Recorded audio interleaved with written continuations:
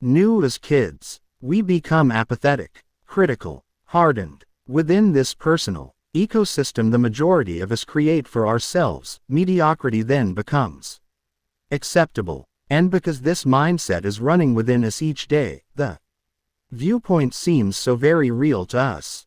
We truly believe that the story we are running reveals the truth, because we're so close to it.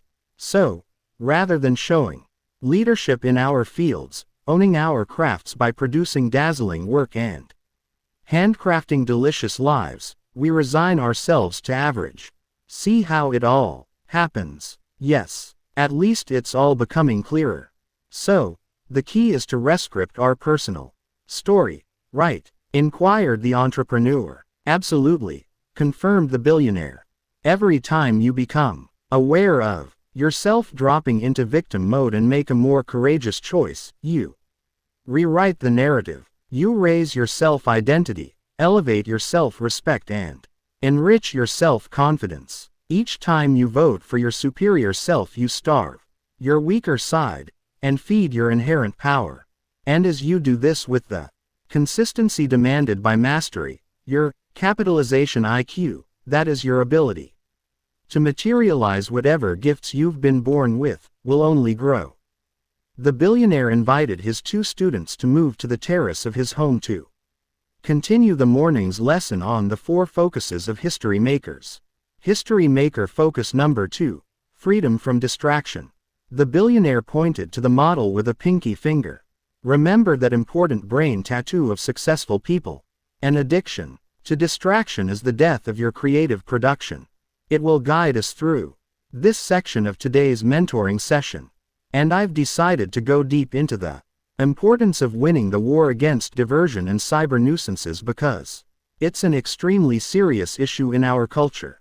In some ways, the new technologies and social media are not only eroding the Everests of our glorious productive potential, they are also training us to be less human. We have fewer real conversations, fewer true connections and fewer meaningful interactions. Yes, I'm realizing this more and more as the mornings pass on this beach, admitted the entrepreneur. Filling valuable hours with meaningless moves is the drug of choice for most people, the billionaire continued.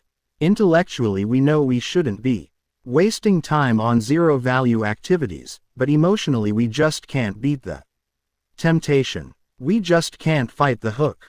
This behavior is costing organizations billions of dollars in lost productivity and deficient quality. And as I suggested earlier, people are making more mistakes in their work than ever before because they aren't present to what they're doing.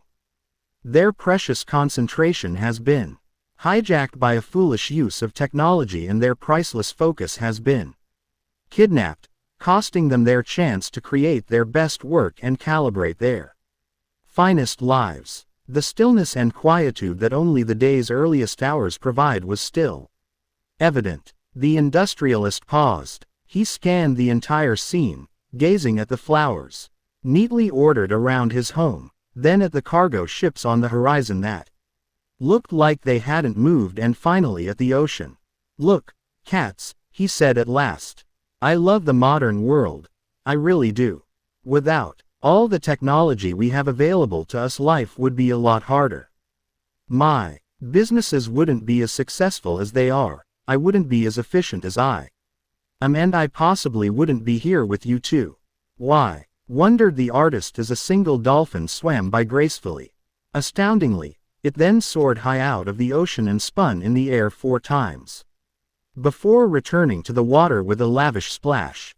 Mr. Riley looked delighted. "I'm so happy I discovered how to become a magnet for miracles," he whispered to himself. "And I can't wait to teach these good folks how to do the same for themselves." He then kept on with his discourse. "All the innovations in healthcare tech saved my life when I was sick," the billionaire explained. "Anywho, technology well used is a phenomenal thing. It's all the silly ways people apply it now that really concerns me. So many potentially outstanding people are suffering from broken focus syndrome. Because they've filled their professional and personal lives with so many gadgets, interruptions and cybernoise. If you're in the sport of winning, please model all of the great masters of history and strip away all the layers of complexity from your days. Simplify, streamline everything. Become a purist. Less really is more. Concentrate on just a few work projects so you make them amazing versus diluting your attention on too many. And socially, have fewer friends but go deep with them so the relationship is rich. Accept fewer invitations, major in fewer leisure activities and study, then master a smaller number of books versus skimming many. An intense concentration only on what matters most is how the pros realize victory. Simplify, simplify, simplify. Stop managing your time and start managing your focus, added the billionaire. Now there's a principle for greatness in this overstimulated society we live in. Thanks to your teaching so far, said the artist, I now understand that being busy doesn't mean you're being productive. I've also come to see that when I work on a new painting, the closer I get to great art, the more some darker part of me wants to get me distracted so that I avoid doing something mind-blowing. It happens fairly often now that I think about it. I'll get nearer to fantastic work, and I then begin to break my work routine. I'll go online and just surf. I'll sleep later and watch entire seasons of my favorite shows or play video games with my virtual friends all night. Sometimes I'll just drink too much cheap red wine. The closer you get to your genius, the more you'll face the sabotage of your fears, agreed the billionaire powerfully. You'll become scared of leaving the majority and having to deal with the byproducts of mastery, like being different from most people, jealousy from competitors and the pressure to make your next project even better. As you rise toward virtuosity, you'll become anxious about failure, threatened by a concern of not being good enough and insecure about blazing new paths. So, your amygdala, an almond-shaped mass of gray matter in the brain that detects fear, gets all fired up, and you begin to tear down the productivity you've built up. We all have a subconscious saboteur that lurks within our weakest selves, you know. The good news is that once you become aware of this condition, I can make the better daily choices that will give me better daily results. The artist interrupted with all the energy of a puppy seeing its owner after a long day alone. Exactly, said the billionaire. Once you are aware of the fact that, as you near your highest talents and most luminous gifts, the scared side of you will rear its ugly head and try to mess up the masterpieces you've been creating by pursuing every distraction and escape route possible to avoid finishing. You can manage that self-destructive behavior. You can step outside of it. You can disempower it, simply by watching its attempts to denounce your mastery. Really profound insights here, contributed the entrepreneur. This explains so much about why I'm limiting my productivity, performance and influence at my company. I'll set an important target. I get the team enrolled in it. We sequence the key deliverables. Then I get distracted. I'll say yes to another opportunity that adds more complexity to our business. I'll fill my days with useless meetings with people who love to hear the sound of their own voice. I'll check my notifications obsessively and watch breaking news reports religiously. This morning it's become super clear how I'm totally sabotaging my effectiveness. It's also pretty obvious that I am addicted to the digital nonsense you're speaking about. I'll be honest, I haven't gotten over some of my exes. Because it's so easy to watch their lives on social media. I'm understanding now that a lot of the hours I could be super creative I trade for online recreation. Like you said, Mr. Riley, it's a form of escape. I can't seem to stop shopping on my devices. It's just too easy, and it makes me feel happy for a few minutes. I'm getting why Steve Jobs didn't give his kids the very things he sold to the world. He understood how addictive they could be, if improperly used. And how they could make us less human and less alive. The billionaire raised a hand. Another assistant sprinted from the beach hut, up to the now sun-soaked terrace. He wore a crisp white shirt, charcoal gray, sailing shorts and well-cared-for black leather sandals. "Here you are, sir," the young man said with a French accent as he handed the mogul a tray with mysterious markings on it. In the center was a model of the human brain. It looked exactly like this. "Merci beaucoup, Pierre. Now let's explore the neuroscience of self-sabotage, so you cats can understand it better, and then beat it. Remember, each of us has what the spellbinder calls the ancient brain. This is made up of the limbic system, a set of brain structures that sit on both sides of the thalamus, right under the cerebrum. The amygdala that I mentioned a few moments ago is part of this. This basic and lower functioning brain served to keep us safe thousands of years ago in a primitive world of relentless threats like starvation, temperature extremes, warring tribes and saber-toothed tigers. It functions to do one main thing: maintain a steady state while warning us against dangers so we survive and propagate our species. With me so far?" asked the billionaire politely. "Understood." The entrepreneur and the artist responded in unison as a housekeeper served fresh lemon tea with some chunks of ginger in it. "Excellent. One of the fascinating traits of our ancient brain is its negativity bias. To keep us safe, it's far less interested in what's positive in our environment, and significantly more invested in letting us know what's bad. This brain's default is to hunt for danger," the billionaire continued happily. "So back when life was much more brutal, we could respond swiftly and stay alive. That mechanism served our ancestors exceedingly well. But in today's world, most of us don't face death daily. The reality is that the ordinary person lives a higher quality life than most members of royalty did even just a few hundred years ago. Please think about this blessing." The tycoon slurped some tea. "And yet, because of this built-in negativity bias within our ancient brains, we're constantly scanning for breaches against our security. We're in hypervigilance mode, mostly anxious and uptight, even when everything's going great." "Fascinating, right? Explains a lot of why we think the way we do," noted the entrepreneur as she, too, enjoyed the tea. "Now I see why I always seem to feel I've never achieved enough, even though I've accomplished more than anyone I know," the entrepreneur carried on. "I have such a successful business, a robust net worth, and before my investors got greedy, a fairly wonderful life. Yet despite everything I have, my brain seems to always focus on what I'm missing, where I don't have enough and how I'm falling short of expectations around winning. Drives me crazy. I hardly feel any peace. Ever." The entrepreneur crossed her arms. The artist blew her a kiss as his dreadlocks dangled in the fragrant breeze. "Theodore Roosevelt said something I think it's important you hear," expounded the billionaire. "What did he say?" inquired the entrepreneur, her arms clenched tightly.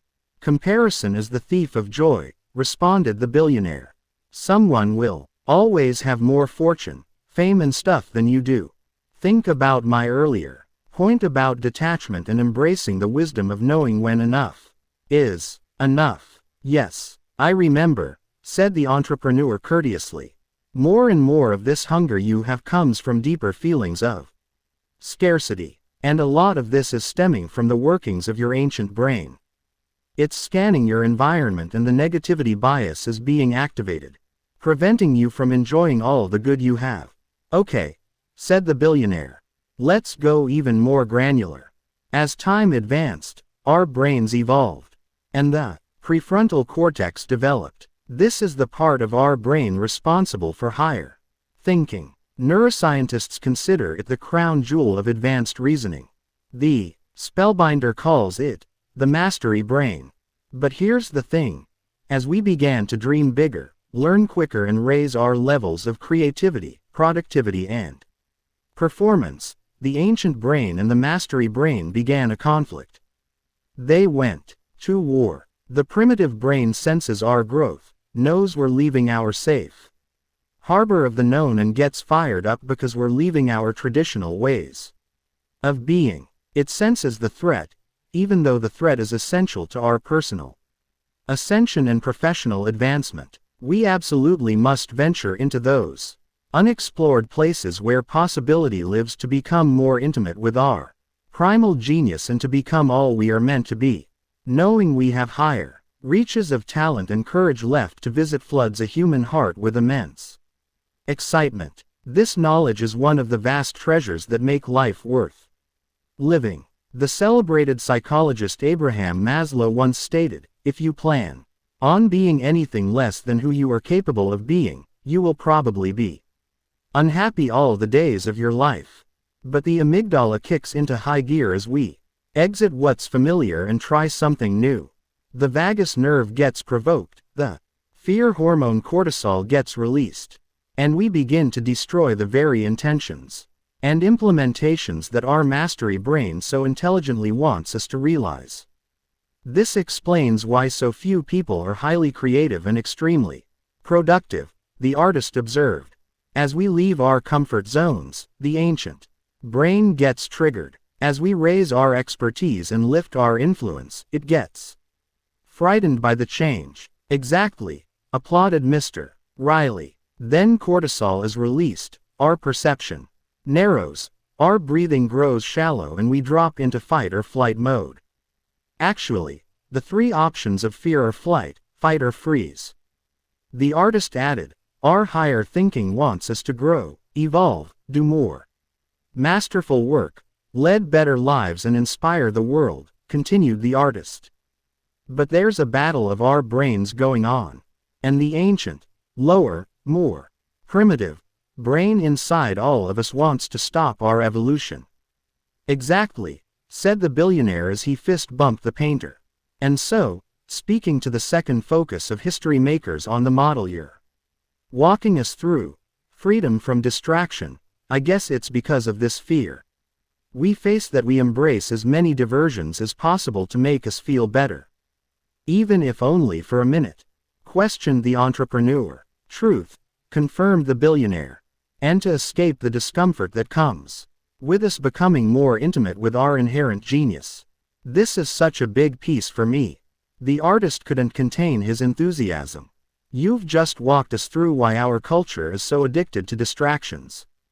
And why the majority don't experience their greatness. And I guess that's why creative and productive people are the real warriors of our society. We not only have to face the insults of our naysayers and the arrows of those critics who don't understand our art, we also need to have the guts to push past the alarm bells of our ancient brains pleading with us not to reach for our brilliance. Poetically said, my friend, exclaimed the billionaire gleefully. He did that little dance again. The housekeeper, who was sweeping the veranda, just shook her head. It takes an awesome amount of courage to feel the terror of true personal and professional growth, and to keep going, even when you sort of feel you're dying, taught the Titan. But continuing when you're frightened is how you become a legend. You two cats are makers, builders of great things. And all builders consistently break through their fear, daily, to find higher levels of prowess, impact and human freedom. Oh, and the fantastic reward you'll receive as you fully express your strengths and gifts isn't only the product of your heroic efforts, it's who you'll become by advancing through the fire of your fears and the heat of your trials along the process to mastery. You get to know who you are, you see your abilities more clearly, your confidence soars, you need the stroking of the crowd a lot less and you begin to live your authentic life. Versus a plastic one manufactured by a world that doesn't want you to be free. The billionaire sipped from his water bottle before continuing to explain the importance of breaking free from the death grip of device distraction and digital diversions. And that's where being a member of the 5 a.m. club can also work its magic. For you, he told his audience of 2 One of the ways the great men and women of the world avoided complexity was by incorporating tranquility and serenity into the front part of their days. This beautiful discipline gave them absolutely essential time away from overstimulation to savor life itself, replenish their creative reservoirs, develop their supreme selves, count their blessings and ground the virtues that they would then live out their days under. Many of the people who fueled the progress of our civilization shared the habit of rising before daybreak. Could you name a few of those people? Quizzed the entrepreneur. John Grisham, the famous novelist, for one, replied the billionaire. Other celebrated early risers include Wolfgang Amadeus Mozart, Georgia O'Keeffe, Frank Lloyd Wright and Ernest Hemingway, who said that early in the morning, there is no one to disturb you and it is cool or cold and you come to your work. And warm as you write. Beethoven rose at dawn, said the artist. The great ones all spent a lot of time alone, offered the billionaire. Solitude, the kind that you can access before the sun comes up, is a force multiplier around your power, expertise and connection to being human. And your escalation requires your isolation.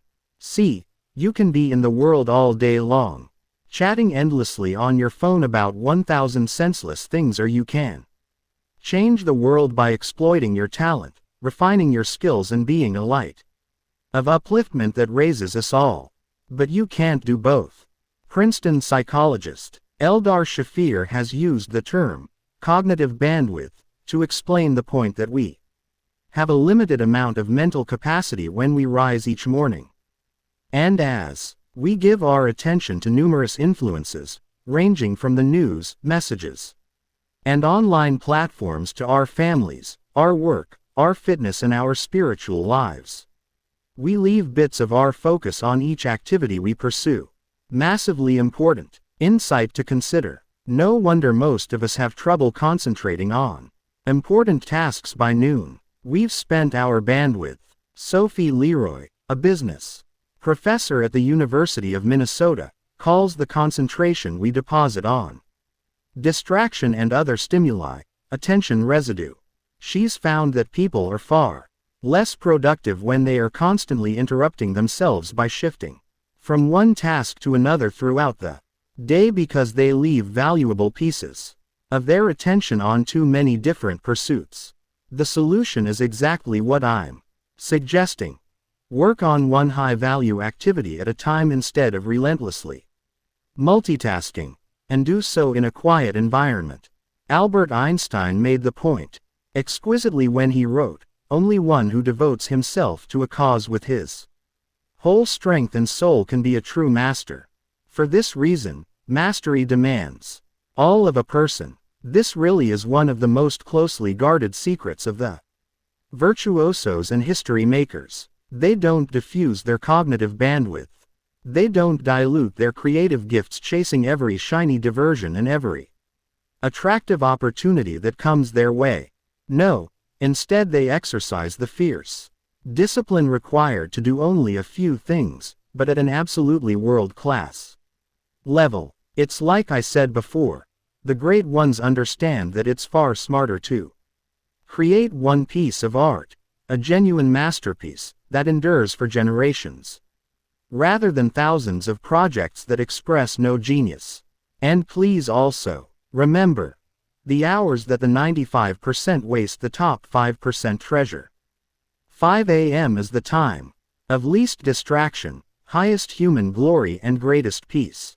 So leverage the victory hour well. You'll make quantum leaps in your productivity as well as in your personal mastery. I don't want to get too much further into the neuroscience I've shared this morning, and I have an amazing surprise planned.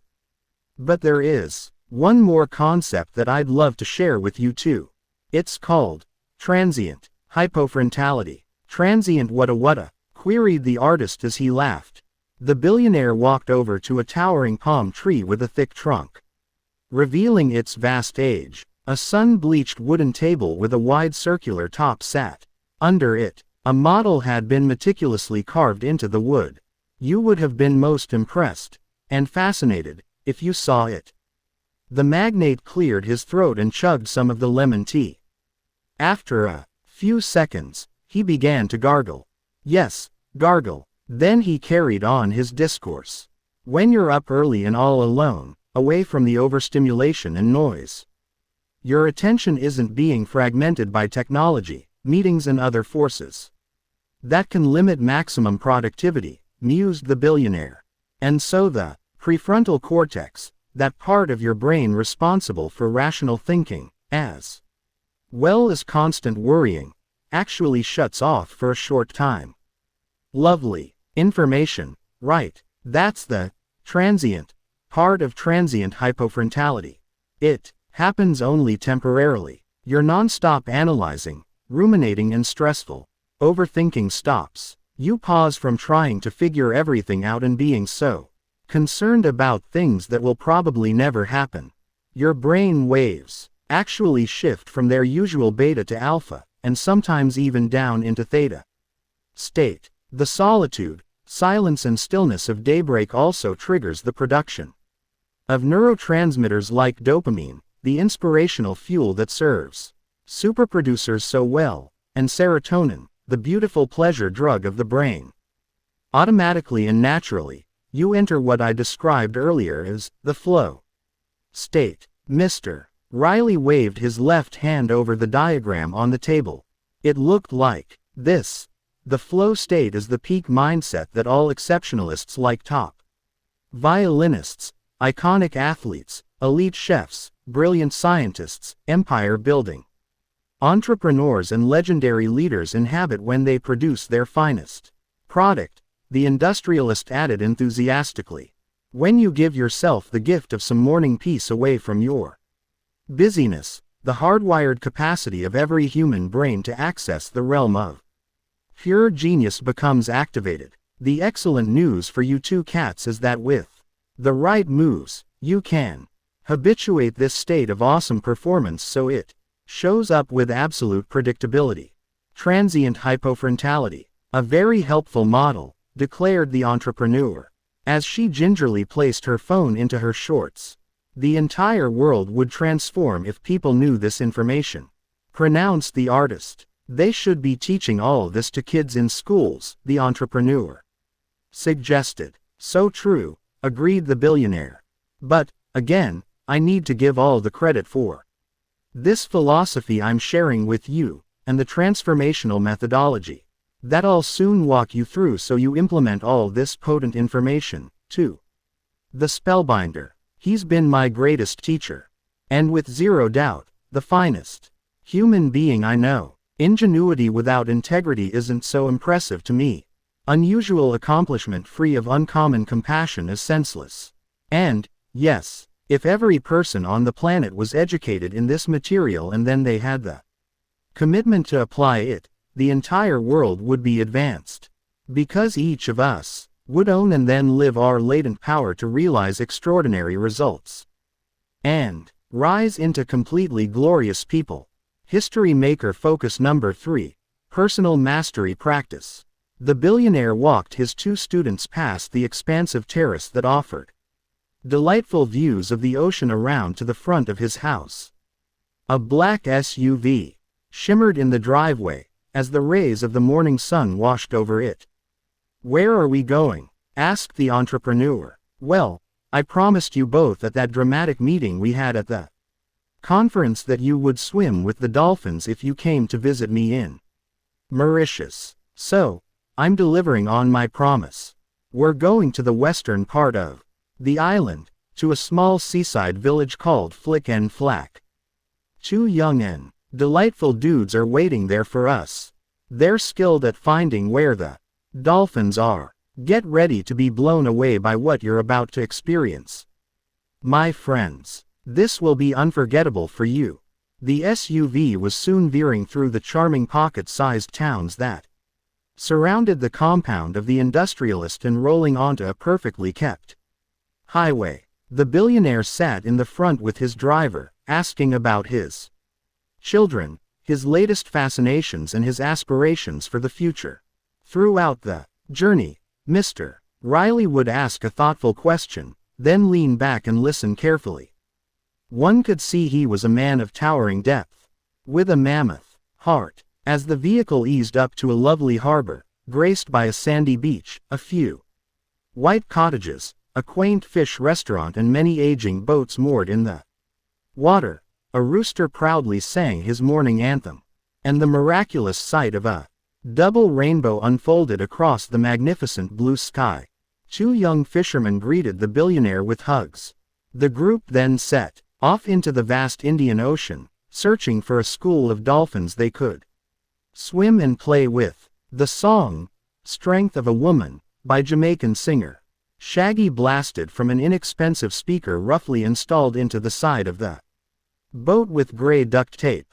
The spray coming off the motorboat as it struck the waves soaked the faces of the billionaire, the entrepreneur and the artist, making them giggle like children dancing in puddles left after the rain. After a few attempts, dolphins were spotted swimming jubilantly in a small cove surrounded by soaring cliffs, the kind you'd see along the Pacific Coast Highway in California. The way those creatures rejoiced as they glided through the ocean would make you feel as if there were 1,000 of them in that little inlet. But there were only about 11 or so.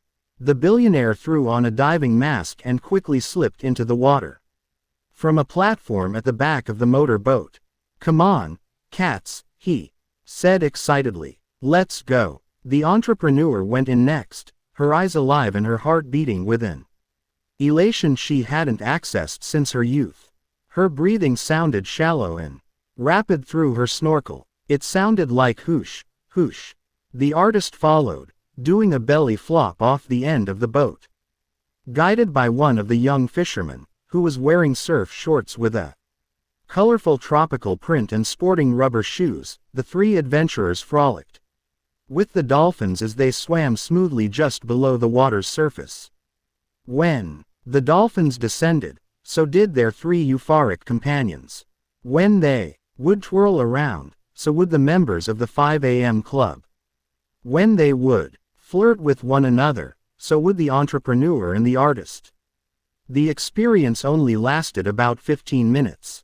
But it was miraculous. That was unbelievable, exuded the artist breathlessly as he emerged from the water and struggled to get back into the boat from the small stage near the motor. "One of the most amazing experiences of my life," gushed the entrepreneur, as she kissed him lavishly. The billionaire soon surfaced. He was hooting with laughter. "Boy, that was a blast." On returning to the harbor, the morning mentoring class resumed on the beach, next to a pile of stones that locals used for barbecuing fish. The double rainbow remained extended across the sweeping sky. The billionaire lifted a hand toward the heavens. 4 white doves appeared, abruptly, out of nowhere. Then a cluster of pink and yellowish butterflies sailed by. "Good," announced the tycoon as he stared at them. After letting out a few throaty coughs that also seemed to come out of nowhere, he proceeded to point to the 3rd area of the 4 focuses of History Maker's model he'd been walking his 2 students through on this particular day. It had personal mastery, practice, printed on it. "What are we talking about here?" wondered the artist, his dreadlocks dripping and his thick tattooed arms around the entrepreneur to keep her warm. She was shivering. "Training the best parts of you," was the straightforward reply. "Remember the Spartan warrior credo that the spellbind